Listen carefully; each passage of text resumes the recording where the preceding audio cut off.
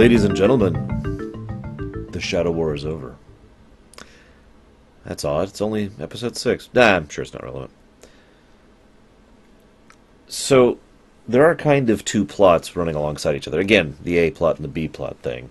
But, as I think I touched on previously, and is definitely true this time, they are so integrally connected that I'm okay with that. They're well presented, too.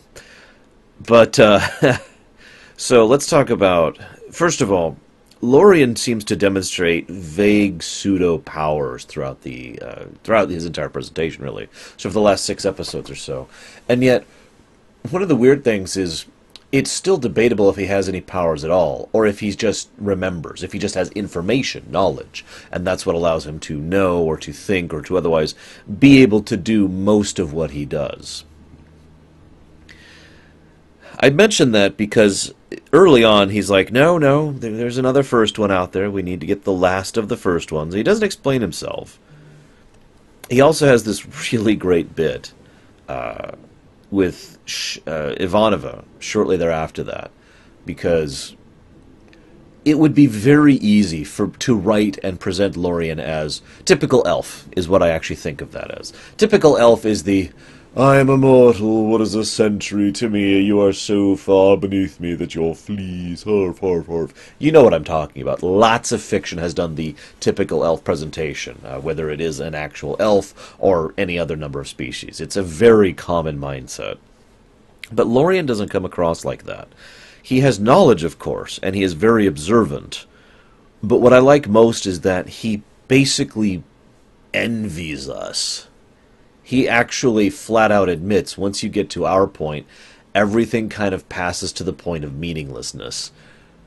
And only you can actually... He has this great line, which I'm going to paraphrase here, which is basically, only a race like yours could cling to the delusion that love is eternal. But he doesn't say that pityingly. He envies us. It reminds me of something weird that actually happened earlier in Babylon 5. I don't remember if it was Season 1 or Season 2. My shoes are too tight, and I have forgotten how to dance. The old envying the young for their perspective, for their mentality, and wishing in that perspective to take care of the young. I think that Lorien's desire to take care of the young is the majority of why he does most of what he's been doing. I don't just mean us, actually. I mean his young, his metaphorical children, the Shadows and the Vorlons. So, there's actually a really nice line by Marcus, which is funny because I've used the term cold calculus for several years at this point, almost 4 years, I think, something like that. And I borrowed the term straight out of Mass Effect 3 because it so accurately described that mentality. I mean, it's something I've seen in fiction before. Hell, I've seen that in real life before. But the concept of cold calculus, that terminology I took from Mass Effect 3, I mentioned that because Marcus flat out says it here, just not in the same words. Cold, unsympathetic numbers. And I was just like, yeah, because it's such a universal concept when it comes to military strategy to employ cold calculus and all of the horrific nature of that and how that comes to be. But I digress. We actually talked about that just a few episodes ago, where Sheridan had to order men to their deaths because it was the correct, I would say even the right, tactical call to make. That is cold calculus in action, and it is never fun. Before I go any further, I want to give huge praise to the CGI in this episode. Lots and lots of really great effort and work done by Foundation Imaging and just the directing in general. What's funny is, as much as this was just blowing it out of the park, and lots of people gave it praise even now, but especially back when this came out, it was actually less than what they wanted to do. They wanted to do even more of a battle, even more of showcasing the first ones, even more of everything. And it just wasn't feasible. Even what they did was insanely expensive. And just barely, they were just barely managing to make all these effects shots happen properly, basically, because they had to do this. They weren't working within an in-house studio, so they had to, and then, yeah. Lots of props there. I like how Sheridan lets Ivanova into the battle, by the way. It's Delenn who suggests leaving her out of it because, by the way, we're probably about to die and at least she could live. And Sheridan agrees with her but says, I can't do that. I promised. There's that Sheridan honesty thing again. Will probably come up in the future. So, Lorien pretty much, or several people actually say, we cannot win this war by force. They don't say it like this. I hate to reference Mass Effect again, but I mean, let's be honest. Mass Effect and Babylon 5 have a lot to do with each other. They don't reference this by directly in the same terminology, but they basically say we cannot win this war conventionally. Now, the funny thing about that is true, but not in the sense that it was being used back then, because the whole point is, this is not a war to be won. This is a dispute to be regulated. That they have understood that they're not here to defeat the Shadows and the Vorlons. They are here to convince them to go away, to stop. Rather, this is an attempt at a diplomatic solution, not a military one. And yet, I cannot help but point out that if it was not for the military force present, they never would have gotten to that point. But I'll get more to that in a moment. So then there's this wonderful line, they're pissed. There's a concept in a game called Stellaris called the War in Heaven. The idea is that the ancient races, who are way stronger than everyone else, go to war with each other. And they drag all of the lesser races, that's all the players and AIs and whatnot, into the war with them, or run over them because they happen to be in the way. It's called a war in heaven for reasons, because we're just supposed... The concept is we are tiny ants while the elephants are fighting. It's very well presented here. In fact, consequently, the war in heaven was actually in many ways inspired by the Vorlon versus Shadow conflict. The developers have admitted this. But I bring it up because it so accurately describes the mentality of both sides here. Neither one of them really care about the lesser races in the strictest sense of the word. They have their own rules, their own mindsets, and their own concepts, and this isn't just a war of wiping out the other, even though it kind of is. Point being, there's this great bit earlier where they're like, they're not even responding to us, they're not taking in our hails. And my first reaction out loud as I'm watching the episode is, of course they're not, they don't care. They're not here for you. You are little ants. They're here for the other elephant over there. Not you guys. Stomp, stomp, stomp. And I love it how the Vorlons literally don't see any of the problem with what they've been doing. In fact, Sheridan flat out calls it out. He says, you have always asked me the question, who are you and what do you want? But I've never heard you answer that question. Now, I have actually called this out before, but it's made pretty clear there that neither the Shadows nor the Vorlons know who they are or what they want. Not anymore. They have long since passed the point of stagnation, to the point of actual decrypification as a culture, societies.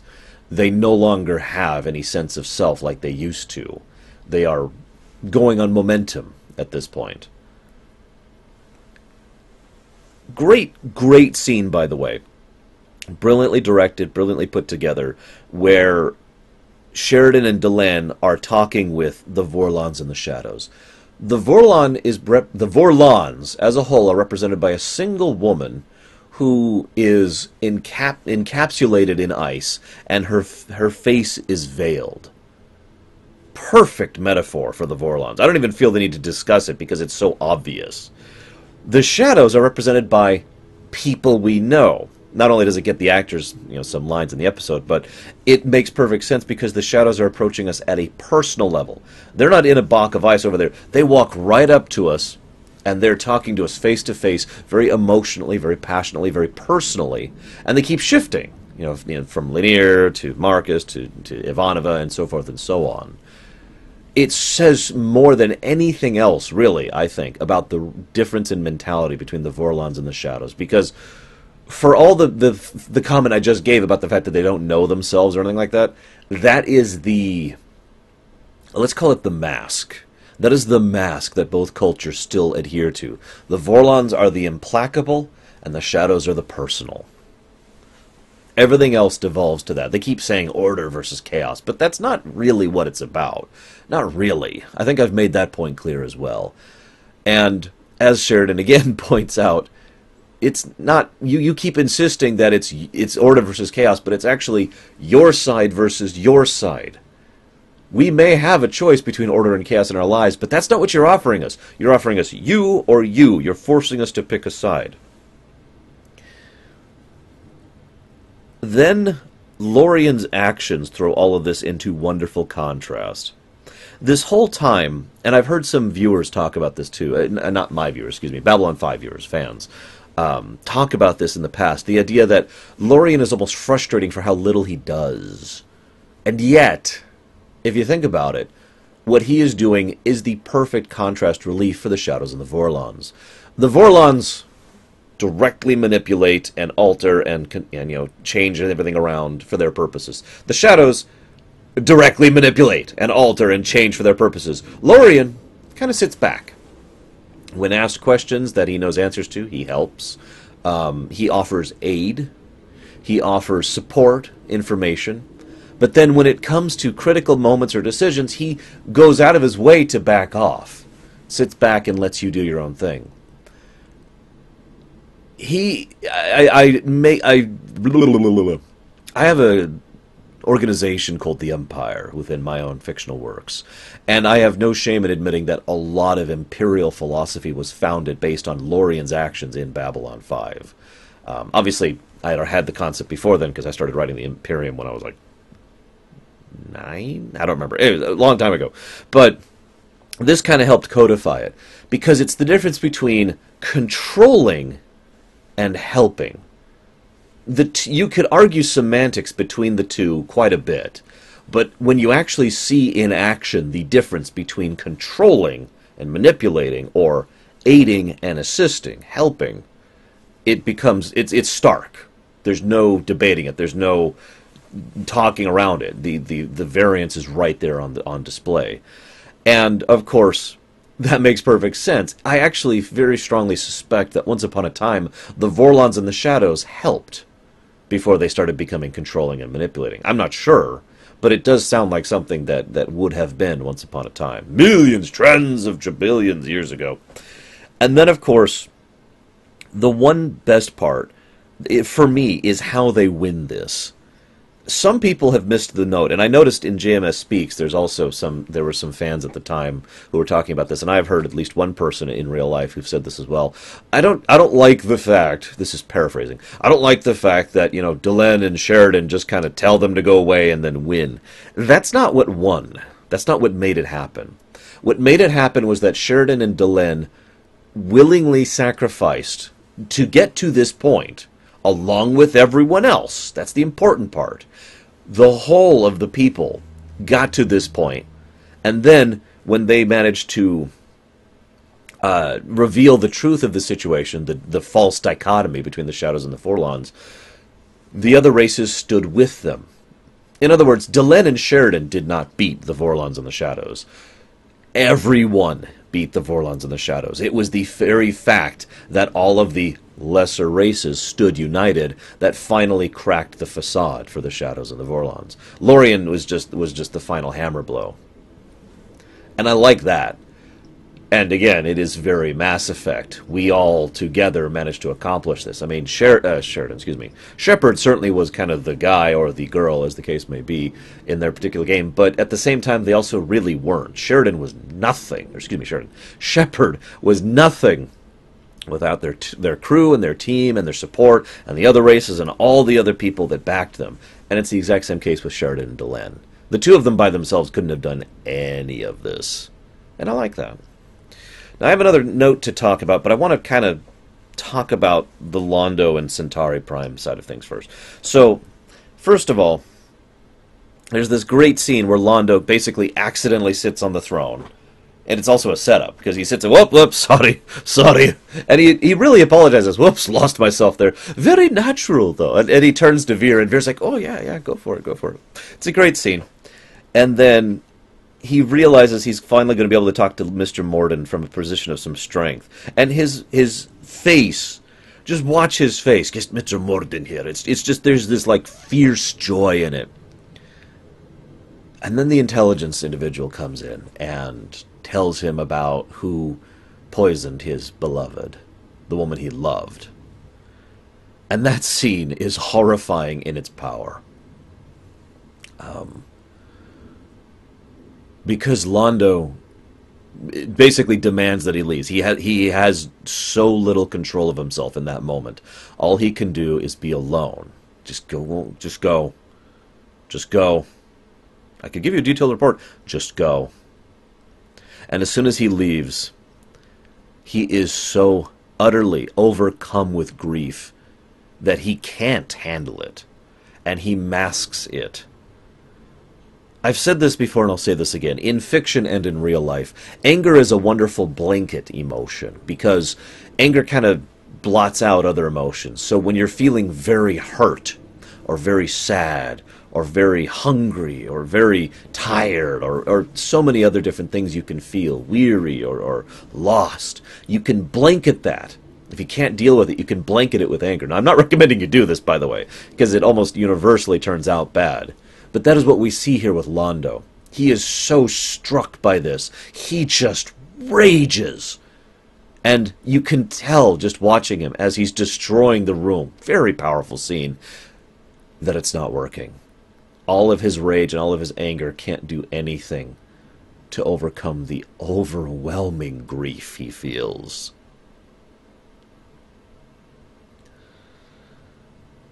So then Mr. Morden appears, his last appearance of the show, I don't mind telling you. And he's all healed, very appropriate, have the actor appear as he originally did, bookend kind of a thing. And the Mr. Morden and Londo scene is just, it's poetry. I could just let the scene play out. There's so little for me to actually point to that isn't just right there on display. The blocking, the directing is fantastic. Bring him in here, and then the troops just kind of slowly shift away to give room, so that they can shoot the shadows there, unprepared. So it's you're all alone now.